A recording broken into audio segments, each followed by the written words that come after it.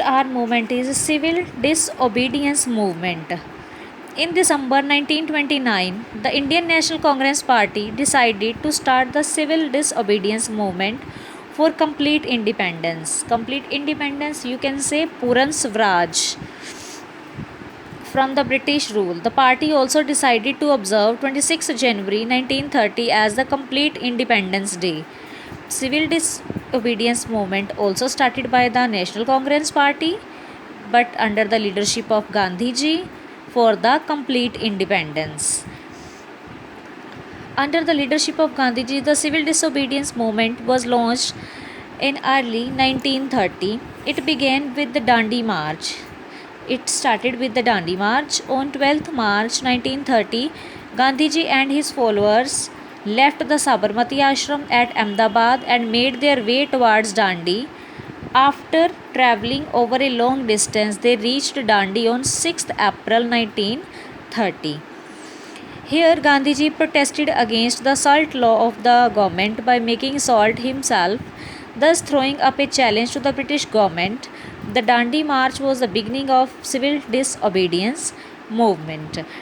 Beta, in this movement, Gandhiji started the march from Sabarmati Ashram, which is at Ahmedabad, because the British government passed a law, means if any Indian make the salt, then it those Indians have to pay the high tax, but it's not good, it's wrong policy. So the Gandhiji started this Dandi march, and when they Gandhiji and his followers reach on Dandi, and the Gandhiji started to make the salt law to make the salt by himself, to break the salt law which made by the British government. And this for this activity for this Gandhiji's activity, the Gandhiji given the challenge to the British government, and from this it was the beginning of civil disobedience movement.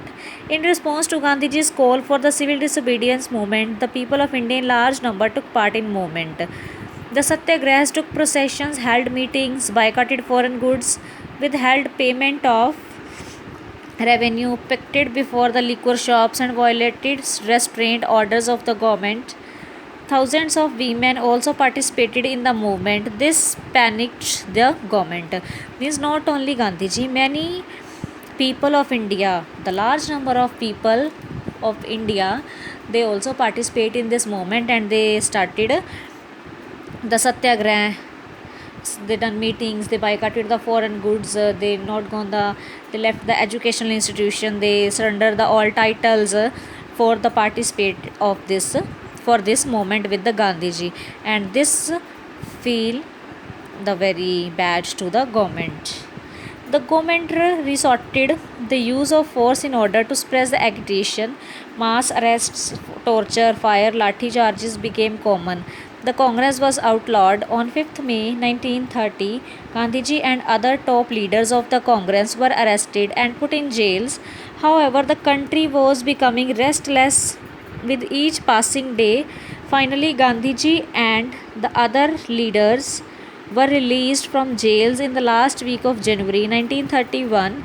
Eventually, on 5th March 1931, the Gandhiji-Irvine Pact was signed.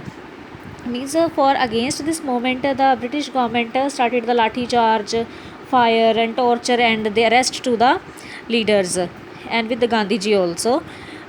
When they after some days, they all other leaders and Gandhiji released from jail.